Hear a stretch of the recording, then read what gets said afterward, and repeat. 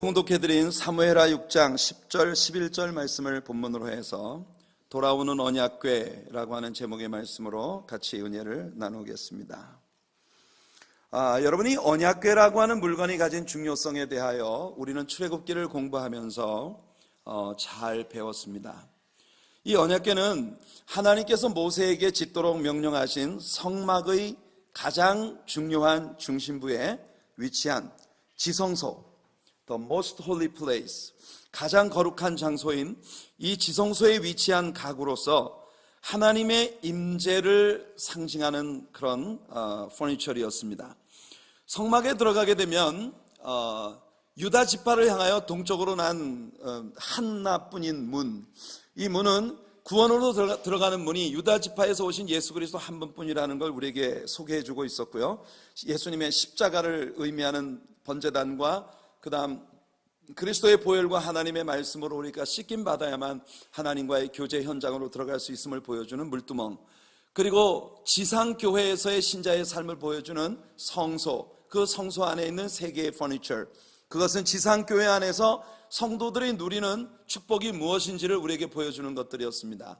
성령의 기름 부음을 받아 예수 그리스도를 청아하게 빛내는 신자의 빛된 삶을 보여주는 순금 등대, 그리고 그 맞은편에 있는 아침마다 새롭게 구워진 진설병들을 통하여 날마다 우리의 영혼을 양육해 주시는 우리의 목자이신 예수님을 보여주던 떡상, 그리고 지성소로 들어가는 휘장 앞에 놓여진 순금 향단 위에 놓여져 있는 향유는 성도의 기도를 보여주는 것이라 했습니다. 그래서 지상교회에서의 신자들의 영광은 성령 충만하여 그리스도를 빛내는 빛된 생활과 기도 생활, 그리고 말씀 생활, 이 세 가지가 지상교회에 있는 동안 우리 신자들이 하나님께 누리는 복이라는 걸 배웠죠.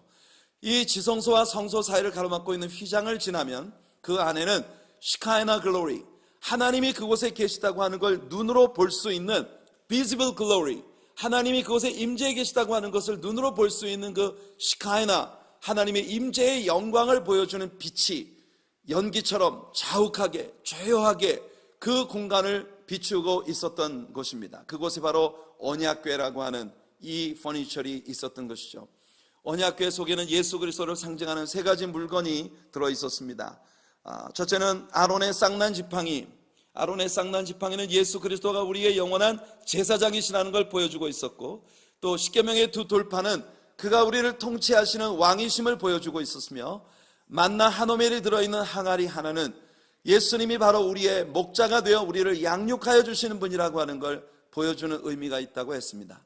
이 세 가지 물건이 들어있는 언약궤는 하나님의 임재가 있는 곳이기 때문에 너무나 거룩해서 누구라도 이 언약궤를 여과 없이 들여다보게 되면 죽임을 당하게 되어 있었던 것이에요. 그래서 이 언약궤는 항상 뚜껑을 해덮게 되어 있는데, 그 뚜껑이 바로 속죄소 혹은 시은좌, 베풀시 은혜은, 은혜를 베푸는 장소라는 의미의 mercy seat, 이렇게 불리워지던 장소입니다. 그 위에는 두 그룹 천사들이 서로 날개를 맞대고 아래를 내려다보는 형상이 새겨져 있었는데, 그 그룹 천사들의 날개 아래에서 하나님의 진노가 사라지고 모든 죄 백성들에게 은총이 임하는 곳, 그 시은좌 위에서 바로 하나님은 이스라엘 백성들을 만나시고 그들의 병을 고치시고 그들의 삶의 문제들을 해결해 주시며 그들을 대적과의 싸움에서 승리하게 만들어 주시는 하나님으로 그들과 만나 주실 것을 약속해 주신 것입니다. 따라서 언약궤라고 하는 물건은 이렇게 하나님의 임재를 상징하는 물건으로서 이 언약궤의 존재는 이스라엘 백성들에게 있어서 이 세상의 그 무엇보다도 소중한 그런 존재였다고 말할 수 있겠습니다. 우리는 그렇다고 하더라도 이 언약궤라는 물건 자체가 무슨 주술적 의미나 요술적인 의미를 가지고 있는 그런 물건은 아니라는 걸 분명히 배웠습니다. 이것은 우리들에게 아주 중요한 교훈이었습니다. 사무엘상 4장으로부터 7장까지 해서 에베네셀이라고 하는 장소에서 이스라엘이 블레셋과 전쟁을 할 때에 이스라엘 백성들이 하나님의 법을 어기고 하나님을 떠났기 때문에 하나님께서 그들을 더 이상 도와주지 아니하심으로 그곳에서 블레셋과의 전쟁에서 첫날에 군사 4,000명이 죽임을 당하는 처참한 패배를 보게 되었다고 하는 것을 배웠습니다. 이 장소 에베네셀이라고 하는 그 이름의 의미가 굉장히 중요한 것이에요. 에벤에셀이라고 하는 것은 에벤 에제르, 이 에벤이라고 하는 말은 스톤, 돌을 의미하고 에제르라고 하는 것은 help, 도움을 의미합니다. 여러분, 아브라함의 종이었던 엘리에셀의 이름을 여러분이 기억하실 것입니다. 그 엘리에셀이라고 하는 이름이 바로 이 에제르라고 하는 이름에 기초하고 있는 거예요. 엘리는 하나님을 말하고 에제르는 도움이기 때문에 나의 도움이 되시는 하나님이다. 그래서 우리는 이 엘리에셀이라고 하는 사람이 신약 성경에 오실 보혜사, the helper, 우리를 도와주시는 보혜사, 우리 곁에 오셔서 우리를 도우시는 보혜사 성령님을 예표하는 인물이었다는 걸 배웠죠. 에벤에셀이라고 하는 말은 stone of help, 도움의 돌이라고 하는 의미로서 이스라엘 백성들의 모든 광야 생활 가운데 그 지점까지 하나님께서 그들을 도와주셨다는 것을 의미하는 그런 기념비적인 돌이었습니다. 그런데 중요한 것은 여기까지 하나님이 우리를 도와주셨는데 거기서부터는 그럼 어떻게 된다는 것입니까? 이 부분이 중요한 것입니다. 여러분, 여러분의 주님과의 관계는 과거의 어느 시점에 여러분들에게 큰 감동이 되었고 어쩌면 여기까지 하나님께서 나를 하나님의 백성으로 인도해 오셨다는 그런 아름다운 간증을 여러분들에게 안겨주었을지 모르겠습니다. 그러나 여러분, 중요한 질문은 지금은 어떠시냐는 겁니다. 지금 이후로도 계속해서 하나님은 여러분들에게 에베네셀의 하나님으로 여러분과 동행하고 계시느냐 하는 겁니다. 하나님은 지금도 살아계신 하나님이십니다. 그 살아계신 하나님께서 여러분의 삶에 임하셔서 이제 이후로 지난 날보다 더 아름답고 찬란하고 영광스러운 하나님의 인도하심과 임재하심 안에 여러분들이 살아갈 수 있는 은혜가 여러분들에게 임하게 되기를 예수님의 이름으로 축복해 드립니다. 여러분, 이 에베네셀 전투에서 하나님은 지금은 더 이상 이스라엘을 하나님이 돕지 아니하시고 이스라엘과 함께하지 아니하신다는 걸 분명히 보여주신 것이에요. 이때 이스라엘 사람들이 선택한 어리석은 선택이 있었습니다. 그게 뭡니까? 우리가 전쟁에 패배한 이유는 언약궤를 이 전쟁터에 가지고 오지 않았기 때문이라는 엉뚱한 생각을 하는 것입니다. 하나님은 그들을 떠났는데 하나님의 임재를 상징하던 언약궤라는 상징적인 물건이 그들을 도와줄 것이라는 생각을 했다는 것이죠. 그래서 그들은 그 다음날 둘째 날 전투에서 엘리 제사장의 두 아들 홈니와 비느하스가 언약궤를 메고 전쟁터에 들어오게 됩니다. 이스라엘 백성들은 함성을 질렀고 그 함성 소리에 블레셋 사람들이 깜짝 놀라 벌벌 떨었지만 둘째 날 전투는 어떻게 되었습니까? 이번에는 전날보다도 더 참담한 패전을 경험합니다. 2만 명이 죽음을 당하고 그리고 여러분 이스라엘은 완전히 패퇴하고 말았습니다. 그때 놀라운 일이 벌어졌습니다. 이스라엘 백성들에게 전쟁에서 힘을 줄 것이라고 믿었던 언약궤가 블레셋 사람들에게 빼앗겨버리고 언약궤를 전쟁터에 가지고 온 홈니와 비느하스라는 두 젊은 제사장이 블레셋 사람들에게 한시에 죽임을 당하게 됩니다. 여러분, 이스라엘 사람들은 순간적으로 하나님이 돌아가셨나? 왜 하나님은 우리를 돕지 않으실까? 언약궤가 빼앗기다니. 이스라엘 사람들은 이와 같은 일은 상상도 할 수 없는 일이라고 생각했겠지만 그 일이 그들의 눈앞에서 벌어진 것입니다. 제사장들 죽임당하고 언약궤는 빼앗겼습니다. 성도 여러분, 여러분들이 신앙인으로 세상을 살아가면서 하나님의 임재를 상징하는 어떤 물건들 혹은 지금까지 여러분들의 삶에 하나님께서 은혜를 베풀어 주셨다는 것을 기억나게 할 만한 기념비적인 어떤 물건들, 그것들을 여러분들이 가지고 있다는 것이 여러분들의 신앙을 보장해 주는 것이 아니라고 하는 것을 아는 것이 중요합니다. 여러분들이 아무리 큰 십자가를 여러분 집 거실에 매달아 놓고 있다고 해서 그것 자체가 여러분들의 크리스찬임을 증명해 줄 수 있는 것이 되지 못하고 아무리 여러분들이 두껍고 큰 성경책을 늘 옆구리에 끼고 다닌다 하더라도 막상 그 성경책을 펼쳐서 읽고 그 말씀을 묵상하며 하나님의 세미한 음성을 듣는 하나님과의 구체적인 펠로십이 있는 구체적인 하나님과의 사귐이 있는 삶이 현실적으로 여러분들의 삶에서 끊어져 버렸다면 그 두껍고 큰 성경책이 여러분들에게 어떤 요술적인 의미도 가져다 주지 못한다는 것을 여러분들이 깨닫는 것이 중요한 것입니다. 여러분, 이스라엘 사람들은 하나님의 역사가 끝났나 보다, 하나님은 돌아가셨나, 더 이상 하나님이 힘이 없으신가 생각할 수도 있었을 것입니다. 그러나 하나님은 죽지 않으셨다고 하는 것을 하나님께서 직접 증명하셨습니다. 그게 뭡니까?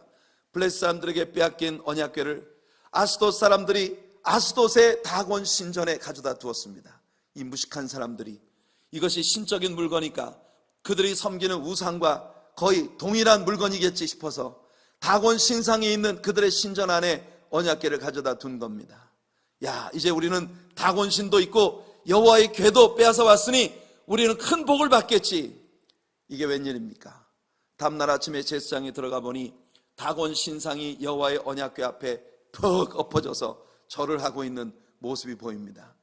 여러분, 민망하도다. 제사장이 그 우상을 세워놓고 다시 나갔는데 그 다음날 들어와 봤더니 그 우상이 또 자빠져서 이번에는 머리가 부러지고 팔다리가 부러지고 몸뚱이만 문지방에 쳐 걸쳐 있는 처참한 모습입니다. 이때부터 블레셋 사람들은 자기들이 기대한 것과는 영판 다른 일들이 이 언약궤 때문에 벌어지기 시작한다는 걸 보게 됩니다. 아스돗의 온역이 불어서 많은 사람이 죽어나가기 시작합니다. 그래서 이 물건을 잘못 갖고 왔구나, 이걸 다른 마을로 옮겨가자. 그때부터 에스글론으로 또 에글론으로, 여러분, 블레셋의 가드로 이곳저곳의 블레셋의 여러 도시들로 이 언약궤는 토스를 당합니다. 그러다가 언약궤를 빼앗은 지 7개월 만에 그들은 결정합니다. 제발 이 언약궤를 돌려보내자. 이 애물단지 때문에 이 블레셋에 얼마나 많은 사람들이 죽어나갔나. 여러분, 하나님은 아직도 죽지 않으셨습니다. 오늘 이 시간 2017년 4월 2일 하나님은 살아계십니다. 그분은 여러분들의 하나님이시고 여러분들을 삶에 구체적으로 간섭하시며 현실적으로 여러분들의 삶에 개입하시는 분이십니다. 여러분들의 가정에, 여러분들의 생업에, 여러분들의 삶의 모든 현장 속에, 여러분들의 자녀를 양육하는 일과 여러분들의 신앙생활 해나가는 모든 일, 우리들의 교회 생활 속에 살아계신 하나님 구체적으로 개입하시고 간섭하고 계심을 믿으시기를 예수님 이름으로 축복해드립니다. 우리 하나님은 살아계십니다. 7개월 만에 블레셋 사람들이 언약궤를 돌려보내는데 한 번도 짐을 져보지 않은 어린 송아지에게 끌려서 또 한 번도 짐을 진 적이 없는 새 수레를 나무로 만들어서 그 송아지에게 이끌려 그 수레 위에 언약궤를 얹어 벳세메스로 돌려보냅니다. 그런데 이 벳세메스 사람들이 언약궤를 들여다보다가 죽음을 당합니다. 뭡니까? 그들은 이스라엘 사람들이지만 하나님의 말씀을 도무지 모르고 있었다는 것입니다. 그래서 그들이 언약궤를 들여다보다가 죽음을 당했어요. 그러자 이 기럇 여아림의 통지에서 제발 이 언약궤를 기럇 여아림으로 좀 옮겨가라. 그래서 기럇 여아림의 아비나답이라고 하는 사람의 집으로 옮겨졌는데 그곳에서 20년 동안 언약궤는 방치되고 있는 상황입니다. 괜히 실로의 성전에 잘 있었던 언약궤를 가져다가 블레셋 사람들에게 빼앗기고 하나님의 역사로 이스라엘에 돌아왔으나 하나님의 말씀에 완전히 무지한 이스라엘 사람들조차도 이 언약궤를 어떻게 핸들해야 되는지를 알지 못한 채 기럇 여아림에 20년이나 방치되어 있는 그런 상황이에요. 이 언약궤를 다시 가져다가 성전에 놓고 하나님의 임재의 영광이 다시 가득한 그 성전을 가지는 것이 다윗의 삶의 가장 큰 소원이었다는 것입니다. 다윗은 하나님을 위한 열심을 가지고 있는 사람이에요. 의심할 바 없이 다윗에게 우리가 너의 일생 가운데 가장 큰 날이 무엇이었는지를 그렇게 물어본다면 다윗은 언약궤가 예루살렘으로 들어오던 날이었다고 꼽을 것입니다. 하나님을 향한 다윗의 열심이 깃들어 있는 시편들이 그와 같은 다윗의 열정이 가득한 마음들을 우리에게 보여주고 있는데 시편 가운데 최소한 11편의 시편들이 다윗의 마음속에 있는 이 언약궤를 다시 성전으로 봉송해 오려는 열정과 연관해서 쓰여졌다고 하는 것입니다. 여러분, 다윗도 물론 이 언약궤가 무슨 요술적인 의미를 가지고 있는 신비한 물건이라고 생각하는 것이 아닙니다. 다윗은 그 마음에 하나님이 어디 계신지를 분명히 알고 있었습니다. 시편 123편 1절에 다윗은 말하기를 하늘에 계시는 주여 내가 눈을 들어 주께 향하나이다, 이렇게 고백하고 있습니다. 성도 여러분, 다윗은요, 우리 하나님께서 하늘에 계시는 우주를 창조하신 주님, 지금도 온 세계 모든 열방을 품으시고 세계를 바라보시는 그런 하나님이시라고 하는 것을 믿고 있었던 사람입니다. 다만 하나님을 모신 곳이 그곳이 바로 하나님의 나라라고 하는 확신을 가지고 있었기에 그 기럇 여아림에 20년이나 방치되어 있었던 언약궤를 다시 하나님의 임재의 성전으로 가져오려는 것이 다윗의 열정이었다는 것이죠. 사랑하는 성도 여러분, 그의 인생 가운데 하나님을 모시고 있었던 다윗의 마음, 오늘 우리들 모두에게 하나님이 이 마음을 주시기를 예수님 이름으로 축원해 드립니다. 우리가 가지고 있는 찬양 속에 초막이나 궁궐이나 높은 산이나 거친들이나 내 주 예수 모신 곳이 그 어디나 하늘나라라. 여러분, 언약궤라고 하는 물건은 통틀어 예수 그리스도를 보여주는 물건이었습니다. 바로 하나님은 예수 그리스도를 통하여 지금도 우리의 삶에 임재하시는 분이시라고 하는 겁니다. 그래서 여러분, 우리들의 삶에도 하나님의 임재를 모시고 사는, 하나님의 임재 가운데 살아가는 그 삶을 향한 간절한 열망과 열정이 우리들 모두에게 있기를 간절히 바라는 것입니다. 하나님을 상징하는 물건에 만족하지 말고, 하나님을 상징하는 상징성을 지닌 전통과 형식에 목을 매지 말고, 하나님과의 사실적이고 현실적이고 살아있는 바이털한 하나님과의 교제가 살아있는 그런 저와 여러분들의 생이 되기를 예수님의 이름으로 축원해 드립니다. 하나님의 언약궤를 다시 성전에 자리 잡게 하려는 다윗의 열정이 얼마나 뜨거웠는지 시편 132편이 이렇게 고백하고 있습니다. 여호와여, 다윗을 위하여 그의 모든 겸손을 기억하소서. 그가 여호와께 맹세하며 야곱의 전능자에게 서원하기를 내가 내 장막 집에 들어가지 아니하며 내 침상에 오르지 아니하고 내 눈으로 잠들게 하지 않으며 내 눈꺼풀로 졸게 하지 아니하기를 여호와의 처소 곧 야곱의 전능자의 성막을 발견하기까지 하리라 하였나이다. 우리가 그것이 에브라다에 있다함을 들었더니 나무밭에서 찾았도다. 성도 여러분, 20년 동안이나 바로 이 유대 땅 에브라다 지역의 기럇 여아림의 숲을 속에 방치되어 있었던 이 언약궤를 올바른 장소에 모시고자 하는 다윗의 염원은, 이 일이 이루어지기 전까지는 내가 밤에 잠을 자도 자는 게 아니고 먹어도 먹는 게 아니고 이 세상에 어떤 오락을 취하여도 즐거울 수가 없는 그런 열정을 그 마음에 가지고 있었다는 것이 그의 고백인 것입니다. 역대상 16장 1절에 그래서 다윗이 하나님의 궤를 메고 들어가서 다윗이 그것을 위하여 친 장막 가운데 두고 번제와 화목제를 하나님께 드리니라. 이렇게 언약궤 봉송에 성공하고, 그리고 그 언약궤 앞에서 아름다운 제물을 주님 앞에 바치면서 예배를 드리는 그 순간이 올 때까지 그의 영혼은 잠들 수 없었고 그 영혼은 절대로 쉴 수 없었던 것이에요. 사랑하는 성도 여러분, 우리에게 열정이 필요합니다. 뜨거운 열심이 필요합니다. 하나님께서 우리들에게 이와 같은 열정을 주시길 바랍니다. 하나님의 임재가 느껴지지 않으면 먹어도 먹는 게 아니고 살아도 사는 것이 아닌 그런 저와 여러분들의 생이 되기를 예수님 이름으로 축원해 드립니다. 사업이 아무리 잘 되고 내가 하고자 하는 모든 일들이 일사천리로 풀려나가도 하나님의 임재를 느낄 수 없다면 살아도 산 것이 아닌 그런 우리들이 돼야만 하는 것이에요. 여러분들의 삶의 첫 번째 우선순위는 어디에 있나요?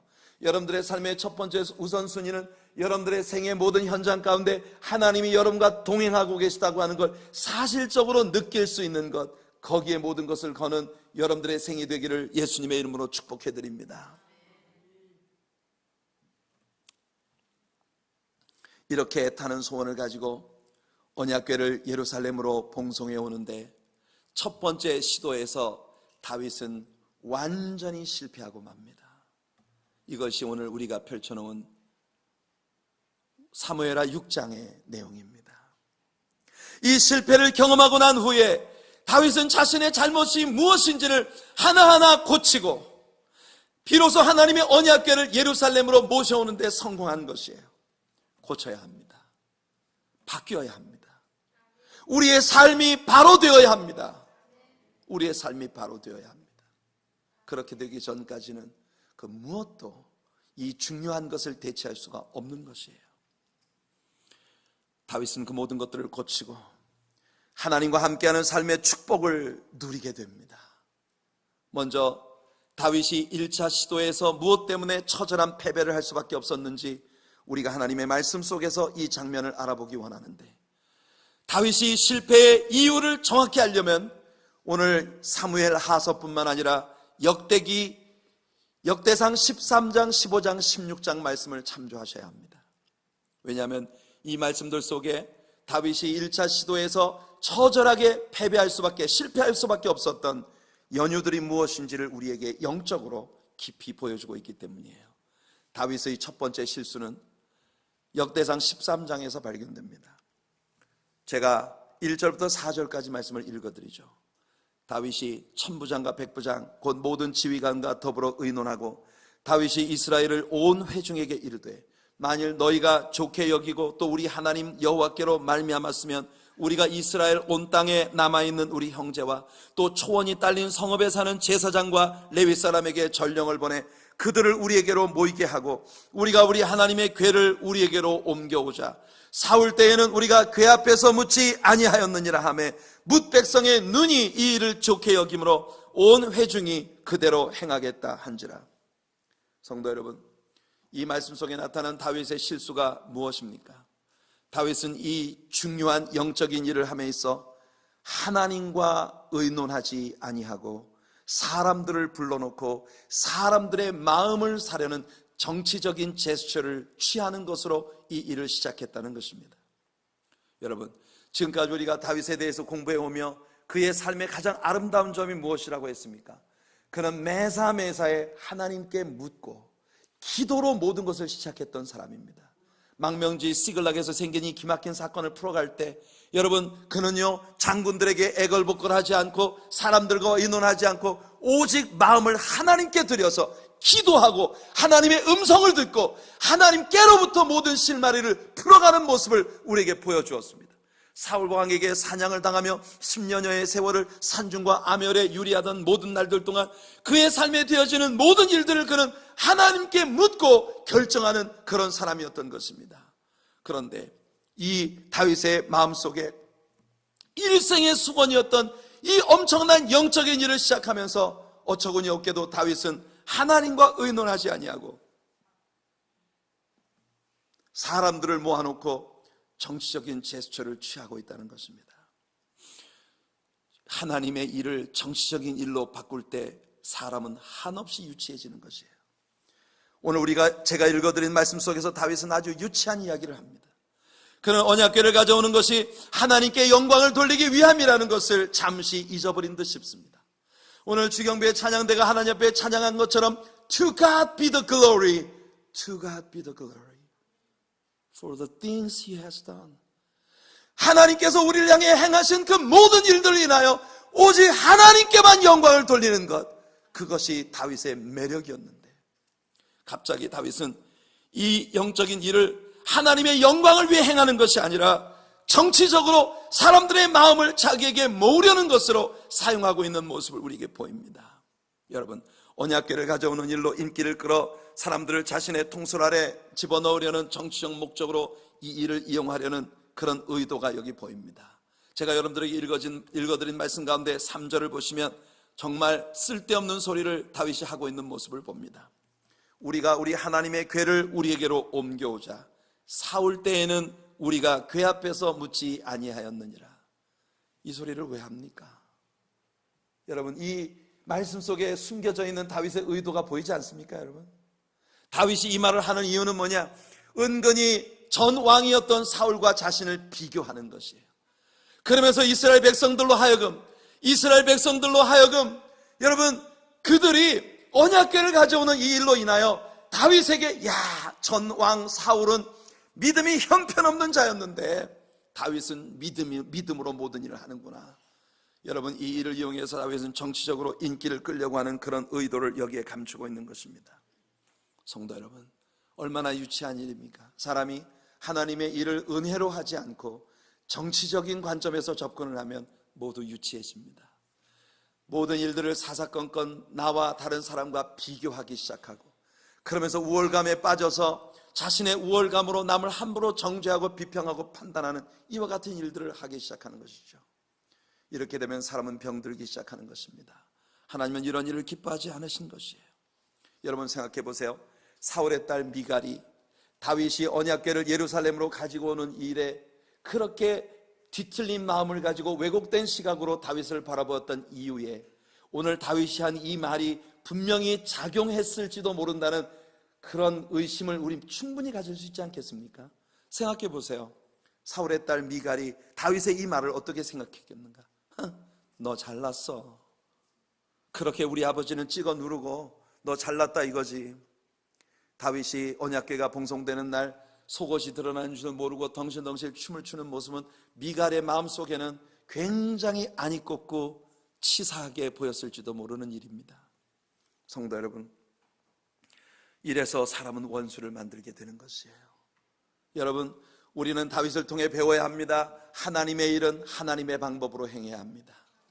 그래서 여러분, 우리가 하나님을 믿는 신자답게 모든 것을 하나님과의 교제 가운데서 풀어갈 수 있는 그런 은혜가 우리에게 있기를 예수님 이름으로 축원해 드립니다. 여러분들의 가정에, 여러분들의 직장과 사업에 사람들로 인하여 어떤 일들이 여러분들에게 벌어질 때, 그 일들이 여러분들의 마음을 불편하게 만들 때 여러분들 그 문제를 어떻게 풀어가야 하겠습니까? 우리는 믿음의 사람들입니다. 하나님 앞에 엎드립시다. 하나님 앞에 기도합시다. 그렇게 우리 하나님 앞으로 나아가 하나님의 마음이 무엇인지를 배우고 하나님의 마음으로부터 모든 것들을 풀어갈 수 있는 지혜가 저와 여러분들에게 있기를 예수님의 이름으로 축원해 드립니다. 하나님의 마음을 깨닫기 전까지는 그 무엇도 함부로 내 마음대로 결정할 수 없는 그런 우리들이 될 수 있기를 바랍니다. 두 번째 다윗의 실수는 그가 하나님의 말씀을 무시했다는 것입니다. 우리는 다윗의 실수를 통해 지식이 결핍된 열심이 얼마나 두려운 일을 자초하게 되는지를 배워야 합니다. 여러분, 선한 결과를 위해서 하나님의 말씀과 상관이 없는 엉뚱한 일을 해도 상관이 없다고 생각하는 건 어리석은 일입니다. 하나님께 그 일은 절대로 받아들일 수가 없습니다. 많은 사람들이 열정은 가지고 있는데 하나님의 말씀을 아는 지식이 부족하기 때문에, 지식이 결핍된 열심을 가지고 있기 때문에 늘 위험한 일들이 벌어지게 되는 거예요. 요즘 우리는 새벽 시간에 로마서를 공부해 왔습니다. 로마서에서 바울 사도는 자신의 동족 이스라엘 사람들에 대해서 그렇게 한탄했어요. 나의 동족들이 열심은 있으나 지식을 쫓은 열심이 아니라는 것, 그것이 바울이 한탄하고 있었던 내용입니다. 성도 여러분, 지식을 쫓지 않는 열심은 얼마나 위험한 일입니까? 달리기 선수가 달리기를 하는데 달리기의 규칙을 알지 못하고 내 뛰고 싶은 대로 뛰면 승리할 수 있습니까? 아무리 빨리 달려도 이 사람은 가는 꼴이 다르기 때문에 여러분 절대로 그 게임에서 이길 수가 없는 것이에요. 우리가 믿음의 사람들이기 때문에 믿음으로 행하는 우리의 모든 삶의 일들을 우리는 하나님의 말씀의 가르침대로 따라가는 그런 지혜가 있어야 합니다. 하나님의 말씀의 가르침을 따라가는 저와 여러분들의 삶이 되기를 예수님 이름으로 축복해 드립니다.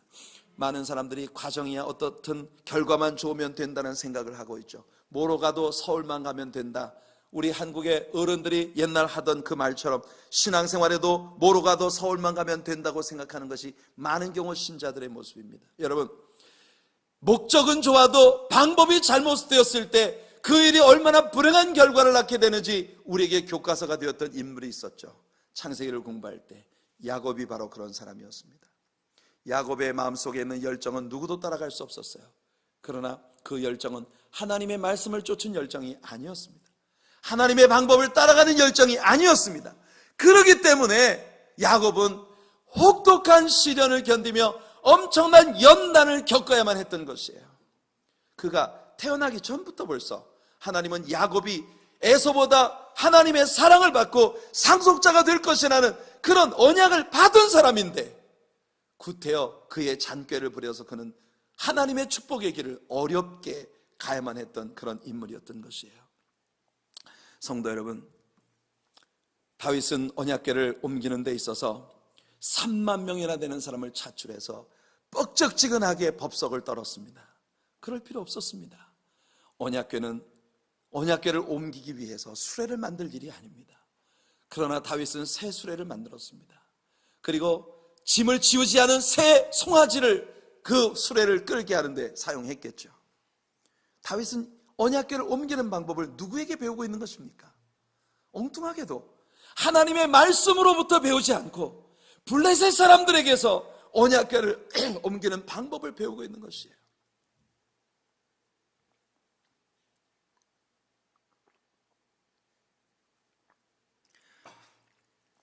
죄송합니다. 언약궤를 운반할 때는 하나님이 어떻게 하라고 하십니까? 레위 지파 가운데 고핫 자손들이 언약궤에 채를 꿰어서 어깨에 메고 언약궤를 운반하도록 하셨습니다. 그렇게 구별된 사람들만이 언약궤를 만지고, 언약궤는 송아지가 끄는 수레에 싣는 것이 아니고 제사장들의 어깨에 메고 움직이도록 그렇게 하나님이 인스트럭션을 주신 거예요. 그런데 다윗은 지금 새 수레를 만들어 그 언약궤를 소가 끌게 한 것입니다. 이 소가 다곤의 타작마당에 이르렀을 때, 나곤의 타작마당에 이르렀을 때 여러분들 갑자기 미친 듯이 뛰니까 웃사라고 하는 사람이 이 언약궤가 떨어질까 봐 가서 언약궤를 붙잡았어요. 여러분, 정해진 사람이 아닌 사람이 언약궤를 만지면 어떻게 됩니까? 하나님께서 웃사와 충돌을 하셔서 웃사가 죽었습니다. 성도 여러분, 하나님의 일은 하나님의 말씀으로부터 배워야 합니다. 우리가 늘 배우죠. 하나님의 일은 크리스마스 카드를 통해 배우면 안 됩니다. 하나님의 일은 바벨론 전통들이 담겨져 있는 영화를 통해서 배워서는 안 됩니다. 말씀은 오직 말씀을 통해서 배워야 하는 것이에요. 남들도 다 이렇게 하던데 여러분, 우리 그런 거 따라가는 사람들 되지 않기를 바랍니다. 하나님의 사랑교회는 하나님께서 유니크한 존재로 지으셨습니다. 여러분, 우리는요, 교회 속에 깊숙이 뿌리 잡은 여러 가지 세상적인 전통들을 쫓아가는 교회가 아니라 오직 하나님의 말씀의 가르침을 따라가는 교회가 되기를 간절히 원합니다. 늘 하나님 말씀을 배우는 데 집중하고 그 말씀을 우리의 삶에 적용시키는 일에 마음을 쏟는 우리들이 되기를 바랍니다. 남들도 다 그러던데 이런 것을 따라가는 우리가 되어서는 안 됩니다. 하나님께서 우리에게 기름 부으신 그 모든 일들을 우리가 따라가야죠. 로마서 12장 2절에서 바울사도는 우리들에게 이렇게 말합니다. 너희는 이 세대를 본받지 말고 오직 마음을 새롭게 함으로 변화를 받아 하나님의 선하시고 기뻐하시고 온전하신 뜻이 무엇인지 분별하도록 하라. 성도 여러분, 바울은요, 이신칭의의 교리가 담긴 로마서의 전반부를 끝내며 이제 이 교리를 우리의 삶에 어떻게 적용시키느냐 하는 애플리케이션으로 접어드는 바로 그 전환점에서 바울의 일성이 바로 이것이었습니다. 오직 너희는 마음으로 변화를 받아서 이 세상을 본받지 말고 하나님의 선하시고 기뻐하시고 온전하신 뜻이 무엇인지를 분별해야 한다고 말합니다. 이 세대를 본받지 말고. 하나님은 우리가 세상을 본받는 자 되는 것을 가장 싫어하십니다. 그러나 이스라엘의 역사 가운데 이스라엘 사람들이 하나님 앞에 가져온 놀라운 고백이 있었습니다. 두려운 일이죠. 사무엘상 8장 5절을 보면 사무엘 앞에 이스라엘의 지도자들이 나와서 이렇게 이야기합니다. 그에게 이르되 보소서, 당신은 늙고 당신의 아들들은 당신의 행위를 따르지 아니하니 모든 나라와 같이 우리에게 왕을 세워 우리를 다스리게 하소서. 이 장면은 사무엘을 찾아온 이스라엘 사람들이 자신들에게도 이방인들의 나라처럼 왕을 달라고 구하고 있는 내용입니다. 그들의 왕 대신 하나님을 버리고 다른 나라들이 가는 길처럼 우리도 다른 나라같이 되겠다고 그렇게 주장을 하고 있는 부분이에요. 여러분, 우리는 이방인과 같이 되기를 구해서는 안 됩니다. 우리는 달라야만 합니다. 추구하는 것이 달라야 하고, 소원이 다르고, 살아가는 방식이 다르고, 성공과 실패에 대한 가치관이 달라야만 합니다. 세상 사람들과 똑같은 가치관을 가지고 살아서는 안 됩니다. 세상 사람들이 즐기는 것이 우리에게는 전혀 즐거울 수 없는 것이어야 하고, 세상 사람들이 쓰디쓰게 생각하는 것이 우리들은 달게 느껴져야 하는 것입니다. 물질의 많고 적음이나 세상의 영달이나 이런 것에 우리의 가치가 있는 것이 아니라 하나님을 기쁘시게 함, To God be the glory, 여기에 우리의 삶의 최고의 가치가 있는 그런 우리의 생이 될 수 있기를 간절히 소원합니다. 얼마나 많은 때에 그런데 하나님의 백성들이 세상 사람들의 가치관을 가지고 세상 사람들 잘 되는 거 한없이 부러워하며 삽니까? 세상 사람들 즐기는 것 한없이 부러워하며 따라가고 싶어 합니까? 성도 여러분, 이스라엘의 이와 같은 실수를 반복하지 않는 우리들이 될 수 있기를 바랍니다. 우리는 열정을 가지되 말씀으로부터 그 열정을 피워야 합니다. 세 번째, 마지막으로 다윗의 마지막 실수는 웃사의 죽음에 대한 그의 태도입니다. 수레를 몰던 소가 나곤의 타작마당에 이르자 갑자기 뛰기 시작합니다. 레위인들의 어깨에 메고 갔다면 이런 일은 절대로 벌어질 수 없었을 것입니다. 소들이 갑자기 뛰므로 수레에 실린 언약궤가 옆으로 쓰러질 듯하자 웃사가 달려가 그 언약궤를 붙잡았습니다. 레위인들 이외에는 아무도 언약궤에 손을 댈 수 없으므로 웃사는 그 자리에서 죽었습니다. 8절을 보면 이 사건을 대하는 다윗의 태도가 우리를 놀라게 합니다. 여호와께서 웃사를 치심으로 다윗이 분하여 그곳을 베레스 우사라 부르니, 베레스라고 하는 말은 스트라이크, 친다는 의미를 가지고 있어요. 하나님께서 우사를 치셨다. 베레스 우사. 그 이름이 오늘까지 이러니라. 우리에게 이루어지는 하나님의 어떤 일에도 우리가 화를 낸다는 것은 우리가 우리의 삶의 모든 주체가 나라고 믿는 연유입니다. 성도 여러분, 우리는 어떤 일에도 화를 내서는 안 됩니다. 왜냐하면 우리는 전능하신 하나님께서 가장 좋은 일을 우리 앞에서 이루어 가신다는 사실을 신뢰하는 사람들이기 때문인 것입니다.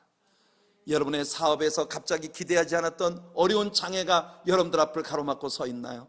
여러분들의 삶에서 기대하지 않았던 질병이나 기대하지 않았던 어떤 어려운 문제가 여러분들 앞에 버티고 서 있습니까? 여러분들 전혀 기대하지 않았던 문제에 여러분들이 범핑할 때 여러분들의 마음속에 처음 떠오르는 생각은, 하나님 뭐죠? 이 일을 통해서 제게 뭘 주시려고요? 우리는 야고보서를 공부하며 바로 그것을 배운 것입니다.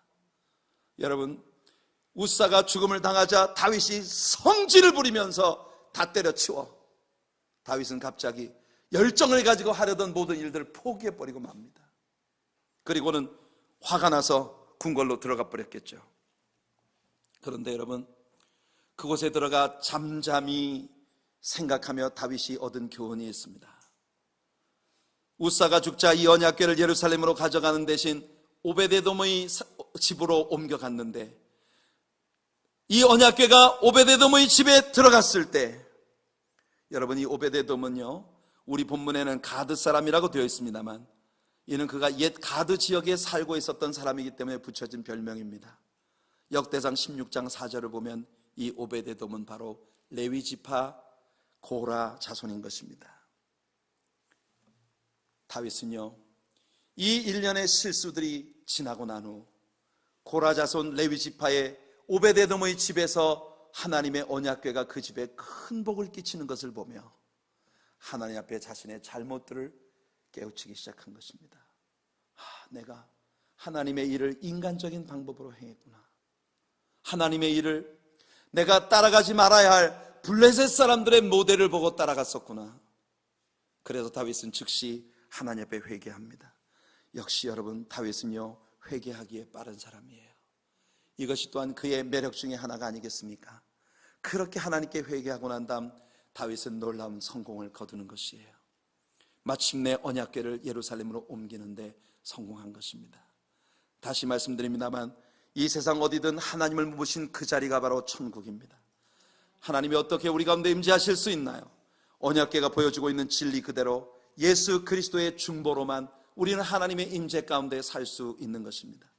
우리는 신앙을 어떤 상징적인 물건을 소유하는 일로 생각해서는 안 되며 어떠한 전통들을 따라가는 요식적 행위로 해석해서는 안 됩니다. 예수 그리스도와 함께 동행하는 삶이 되어야 합니다. 다윗처럼 하나님을 모시지 못하면 잠도 자지 못하고 호화로운 궁궐에 거해도 그것이 집이 아니고 또 예수 없이 자고 예수 없이 깰 수 없는 그런 우리들, 아무리 호화로이 연락하고 맛있는 음식을 먹어도 그것이 먹는 것이 아니고 살아도 사는 것일 수 없는 여러분들의 삶의 첫 번째 우선순위는 하나님과 동행하는 것이 되기를 예수님 이름으로 축복해드립니다. 예수님 그분을 소유하십시오. 생활 속에서 그분과 동행하십시오. 예수님과 동행하는 방법을 우리는 말씀으로부터 배워야 합니다. 교회의 전통을 따라가는 것은 안전한 방법이 아닙니다. 남들도 다 그렇게 한다고 주장하지 맙시다. 성경을 공부해보면 천국에 갈 사람보다 지옥에 갈 사람이 훨씬 많다는 것이 성경의 가르침입니다. 그저 교회에 이름 올려놓고 대충 주일날 오기만 하면 모두 다 천국 갈 수 있을 것처럼 가르치는 위험한 가르침에 절대로 속아서는 안 됩니다. 하나님의 말씀을 배워야 하고 주님 앞으로 나아가야 하며 하나님과의 깊은 내면의 교제에 풍요로움을 누리는 여러분들 되시길 바랍니다. 어쩌면 그 길은 좁은 길을 외롭게 걸어가야 되는 길일지도 모릅니다. 틀림없이 그럴 것입니다. 형제들이 여러분들을 따돌리고 친척들이 여러분들에게 등을 돌릴 수도 있습니다. 세상이 여러분들을 조롱할 수도 있습니다. 그러나 우리는 그 길을 가야 합니다. 쉽게 생각했던 다윗은 보기 좋게 실패했습니다. 화도 날 것입니다. 좌절도 되겠죠. 그러나 다윗은 즉시 하나님 말씀으로 돌아갔습니다. 자신의 잘못을 회개하고 고칠 것은 고치고 다시 시작할 때 다윗은 속옷이 드러나는 줄도 모르고 덩실덩실 춤을 출 수 있는 성공을 거두었습니다. 우리 하나님의 사랑교회 성도님들의 나날이 매일매일 덩실덩실 춤을 추는 삶이 되기를 축복합니다. 여러분들의 삶에서 매일매일 춤출 일이 벌어지게 되기를 예수님 이름으로 축원해 드립니다. 그런 길은 바로 오늘 이 말씀이 우리에게 가르쳐 주는 대로 언약궤를 성전에 안착시키려는 다윗의 열정이 가져왔던 첫 번째 실패의 원인들을 우리의 삶에서도 버려야 하는 것입니다. 우리들 모두가 하나님의 임재 가운데 살아가는 놀라운 영광과 축복이 늘 함께하는 그런 승리하는 그리스도인들이 되기를 예수님의 이름으로 축원해 드립니다.